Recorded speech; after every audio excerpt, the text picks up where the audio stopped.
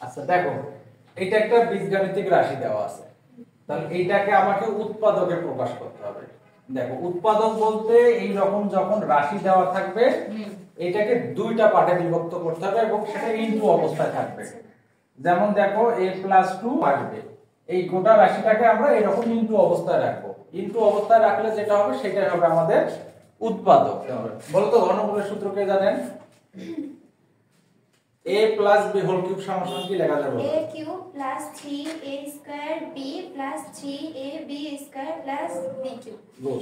তাহলে এই সূত্রটা তোমরা যারা জানো না লিখে নাও। তাহলে এটা সমান সমান লেখা যায় a cube plus 3a square b plus 3ab square plus b cube। তাহলে এই সূত্রটা দেখো এইটার সাথে আমরা এটা তুলনা করব। তাহলে এখানে কত আছে? a cube. তাহলে এখানে a কিউব বানাতো, a কিউব বলতে x কিউব আছে তাই না, প্লাস তারপর দেখো তো কত আছে? 3। তাহলে এখানে লেখো 3। a বলতে কত বলো তো? x। তার আর একটা কি লাগবে? x এর উপরে হ্যাঁ x এর উপর স্কয়ার দিচ্ছি। তারপর কি লাগবে বলো তো? b। b আছে এখানে? না। এখানে 3x² আছে, আমি একটা 1 দিয়ে দিলাম। ঠিক আছে, সূত্র মানে ওই সূত্রটা মেলানোর জন্য আমি এখানে 1 দিলাম। তারপর আবার 3 a বলতে কত? x আর b বলতে কত? 1 স্কয়ার। হ্যাঁ 1 এর উপর স্কয়ার।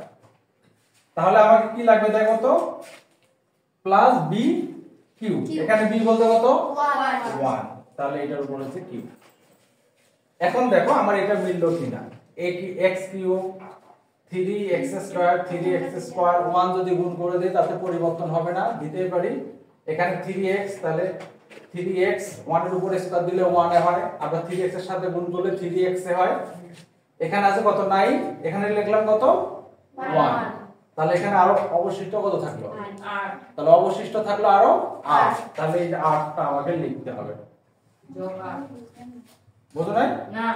কারণ আমাকে এই লাইনটা ঠিক রাখতে হবে। এখন দেখো, আচ্ছা না বুঝলে সমস্যা নেই। দেখো তাহলে এখানে 7 আছে, আমি 4 3 এও 7 করতে পারি, পারি না? 3 0 হ্যাঁ, অথবা 5 2 ও 7 করতে পারি। আমাকে 7 ঠিক রাখতে হবে। তাহলে আমি 9টাকে ভাঙালাম, সূত্রের জন্য 1 নিলাম, বাকি 8 থাকলো 8 লিখলাম। ঠিক আছে, বুঝছেন? বুঝছো এখন? হ্যাঁ, মানে 9টাকে a নিছে, তারপর বাকি সিস্টেম ছিল। হ্যাঁ, বাকিটা আমি 8 লিখলাম। এখন দেখো এই যে এই অংশটা সমান সমান, তাহলে এই অংশটা এই যে এই অংশটা না, সূত্রের এই অংশটা, তাহলে এইটা সমান সমান আমি এইটা লিখতে পারি। হ্যাঁ, ওয়ালাইকুম আসসালাম। ওতে 10টাই হবে। হ্যাঁ, ওইটাতে লাইক দিব। তাহলে এখান থেকে দেখো, তাহলে এটা সমান সমান লিখতে পারি x প্লাস b বলতে কত এখানে বলো তো? 1। তাহলে এইটার উপর হচ্ছে কিউ আর নিচে করে আবার কি করতে হবে? প্লাস সূত্রটা বসাতে হবে না? তাহলে এইটা সমান সমান আমরা এটা লিখতে পারি না? হ্যাঁ। তাহলে এইটা সমান সমান আমি এইটা লিখলাম। এখন 8টা থাকতেছে না? হ্যাঁ। তাহলে 8। আচ্ছা 8 কে তোমরা ভাঙাও তো। 4 তো কোনো 8 2 2 ঠিক আছে, 2 দিয়ে দিলে 4। 4 কে যদি 2 দিয়ে ভাগ দাও কত হয়? 2। তাহলে দেখো তো, একটা দুইটা তিনটা, 3টা 2 হয়েছে না? তার মানে আমরা 2 এর উপর কিউব দিতে পারি। তাহলে আবার এইটাকে যদি আমি a ধরি আর এটাকে ধরতেছি b, তাহলে হচ্ছে আমাদের উৎপাদকের একটা সূত্র আছে a cube plus b cube. বলো তো কে পারেন? a cube plus b cube, বলো কার মনে আছে? উৎপাদকের সূত্রটা হচ্ছে a plus b into a square minus ab plus b square. এটা হচ্ছে তোমার a কিউব প্লাস b কিউবের উৎপাদকের সূত্র। এটার মান নির্ণয়ের সূত্র আছে, আবার এটার উৎপাদকের সূত্র আছে। যেহেতু আমরা উৎপাদকের অঙ্কগুলো করতেছি ওই জন্য আমাকে উৎপাদকের সূত্র বসাইতে হবে। তাহলে এটা মিশাই দিলাম। এখন দেখো, তাহলে এইটা গোটাটাই হচ্ছে a আর 2 হচ্ছে b। তাহলে এখান থেকে হচ্ছে তোমাদের দেখো, তাহলে এখানে হচ্ছে a বলতে গোটাটাই আর b বলতে কত? 2। তাহলে আমি লিখলাম a plus b, a plus b, a বলতে গোটাটাই আর b বলতে 2। a স্কয়ার a স্কয়ার বলতে এটা পুরোটা x প্লাস 1 তারপর হচ্ছে স্কয়ার। দেখো a স্কয়ার বলতে প্রথমে এটার উপর স্কয়ার, তারপর সূত্রে কি মাইনাস a বলতে দেখো তো x প্লাস 1, b বলতে কত 2, তারপর দেখো এখানে b স্কয়ার বলতে 2 তারপর হচ্ছে a স্কয়ার এইটা। আচ্ছা এখন দেখে না, আমি পরে আবার দেখাচ্ছি তোমাদেরকে। এখন এইটা এখানে থাকলো x, এখানে 2 আর 1 এ কত হয় 3। এখন এটা বর্গের সূত্র বসাও, a plus b whole square. সূত্র মনে আছে বলো তো? a plus b whole square সমান কি লেখা যায়? a square plus 2ab plus b square. হ্যাঁ, তাহলে এইটা হচ্ছে বর্গের সূত্র। তাহলে এটা a, এটা হচ্ছে b, তাহলে এটা a স্কয়ার প্লাস 2, a বলতে x, b বলতে 1, তারপর হচ্ছে 1 এর উপর a স্কয়ার। ঠিক আছে? এখন দেখো 2 দিয়ে x কে গুণ করো তো কত হয় 2x, প্লাস মাইনাস দিয়ে প্লাস কে গুণ করো তো প্লাস মাইনাস কি হয় মাইনাস। 2 দিয়ে 1 কে গুণ করলে কত হয় 2 হয়। 2 এর উপর স্কয়ার করলে কত হয় 2 এর উপর স্কয়ার 4, 2 এর উপর স্কয়ার করলে 4 4। তাহলে এইটা x প্লাস 3। এখন দেখো x square plus 2x plus 1 এর উপর স্কয়ার করলে কত হয় 1 এ হয়। তাহলে এখানে মাইনাস 2x, তাহলে এইটার সাথে এটা যোগ বিয়োগ করো তো প্লাস 2, 4 এর থেকে 2 বাদ দাও, বড়টা চিহ্ন থাকে। এখন এইটা মাইনাস, এইটা প্লাস কাটা, তাহলে এখানে আছে x প্লাস 3 আর এখানে আছে x স্কয়ার, এইটা যোগ করো 3, এইটাই হচ্ছে উত্তর। এখন উঠাই নাও, তারপর আমি বুঝাই দিচ্ছি। আবার উঠাই নাও। সামিয়ার বাসায় একটি পানির ট্যাঙ্ক আছে যাতে এত ঘন লিটার পানি আছে। পানির ট্যাঙ্কের দৈর্ঘ্য দেওয়া আছে এত মিটার, প্রস্থ দেওয়া আছে, আর গভীরতাটা মানে উচ্চতাটা বাইর করতে বলছে। হ্যাঁ, তাহলে এখানে ধরে নাও তো, ধরি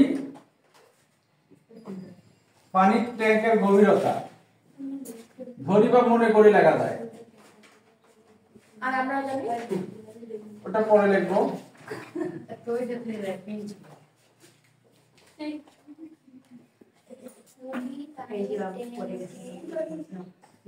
গভীরতা, হ্যাঁ গভীরতা বা উচ্চতা, উচ্চতাটাকে এই মিটার ধরে নিলাম। ঠিক আছে? পানির ট্যাঙ্কের দৈর্ঘ্যটা দেওয়া আছে,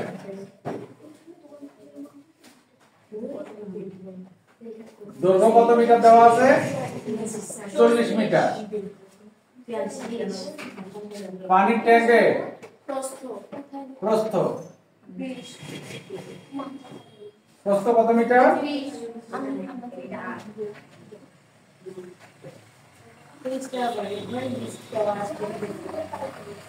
আচ্ছা, পানির ট্যাঙ্কের আয়তন,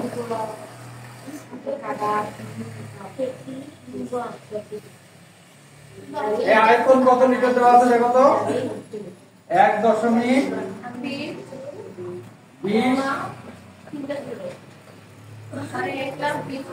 এটা হচ্ছে এত লিটার। হ্যাঁ দেখো, পানি তরল না, তরল জিনিসগুলো আমরা লিটারে ব্যবহার করি, যখন পরিমাপ করি তখন এটা মিটারে করি। তোমরা যখন তেল কিনতে যান 1 লিটার তেল দেন, হ্যাঁ 2 লিটার তেল দেন। যদি আবার চাল কেনেন 1 কেজি হয়, আর যখন দৈর্ঘ্য প্রস্থ মাপা হয় হ্যাঁ 1 মিটার 2 মিটার, আর যদি বেশি দূরত্ব হয় তখন সেটা কি করা হয়, সেটা হচ্ছে কিলোমিটার। ছোট হলে সেন্টিমিটার, বড় হলে মিটার, তার চেয়ে বড় হলে কিলোমিটার। ঠিক আছে? ওই জন্য এটা পানি, ওই জন্য লিটার। আমার দৈর্ঘ্য প্রস্থের সাথে রূপান্তর করতেছি না, তাহলে এটা যদি আয়তন বাইর করে এটা ঘন মিটার হবে, তাহলে এটাকে আমরা মিটারে প্রকাশ করব। তাহলে দেখো, এটা ঘন মিটারে যদি প্রকাশ করতে চাই তাহলে এটাকে আমরা 1000 দিয়ে ভাগ করে দিব। 1000 দিয়ে ভাগ, এটা হচ্ছে তখন ঘন মিটার হয়ে যাবে। আচ্ছা এখান থেকে তো একটা দুইটা তিনটা, একটা দুইটা তিনটা, তাহলে এখানে এত ঘনমিটার। আচ্ছা লিখে নাও।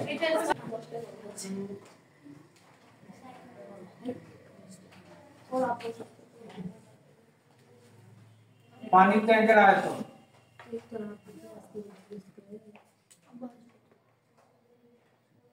সবাই আসবে এই মোবাইল চলে যান, সবাই চলে যান। পানির ট্যাঙ্কের আয়তন কত বের করলাম? 100 ঘন মিটার। তাহলে এখানে দৈর্ঘ্য লেখো, দৈর্ঘ্য গুণন প্রস্থ গুণন উচ্চতা সমান সমান হচ্ছে তোমার 120 ঘনমিটার।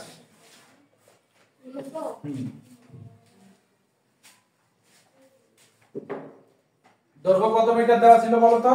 40 এইটা 40। প্রস্থ কত মিটার? 20 উচ্চতা কত? 20 এইচ ছিল হ্যাঁ উচ্চতা h। তাহলে এটা 20 দিয়ে 40 কে গুণ করো তো 800 তাহলে এটা ভাগ করো, ভাগ হচ্ছে 800। তাহলে একটা শূন্য কাটা, তাহলে উপরে থাকতেছে 12, নিচে হচ্ছে 80। তাহলে যদি 4 দিয়ে কাটি কত হয় দেখো তো? 4 দিয়ে কাটলে 3, এখানে 4 দিয়ে কাটলে 2, 0।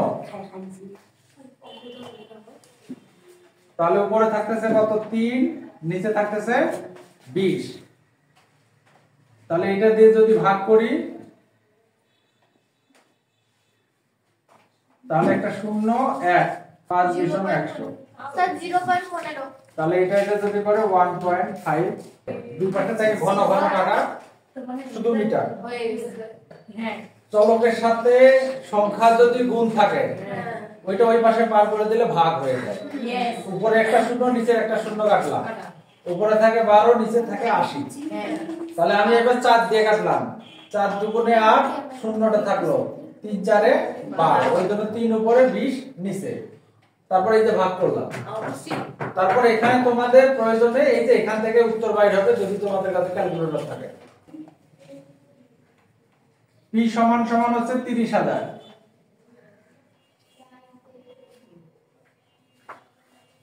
সময় দেওয়া আছে 5 বছর।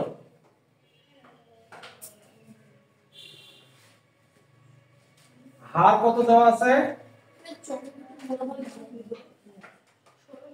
8%।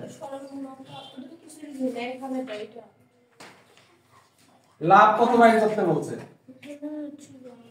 আই সমান সমান এইটা দেখো। তাহলে আমরা জানি সরল মুনাফা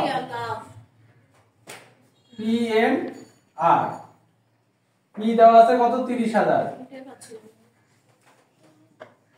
সময় দেওয়া আছে 5 বছর আর আর দেওয়া আছে 8/100। তাহলে এখান থেকে দুইটা শূন্য, এখান থেকে দুইটা শূন্য কাটো,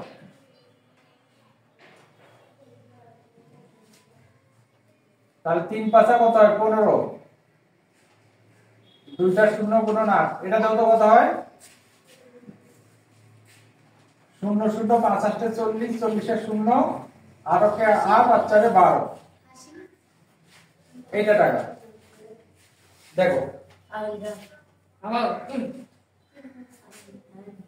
দেখো এটা বুঝছে কিনা? সারা গোল নাম্বার লাভ কি 12,000 টাকা? এটা ঘ। স্যার লাভ 12,000 টাকা। হ্যাঁ 12,000। এই একটা কোন বলছে? হ্যাঁ পাশে গুণ করা হয়েছে। স্যার হয়েছে শুনতে হবে। স্যার আলো পাবে আচ্ছা ঠিক আছে, থাক আজকে। স্যার এটা হয়ে গেল না? হ্যাঁ এটা হয়ে গেছে, আমি করব এটা উত্তর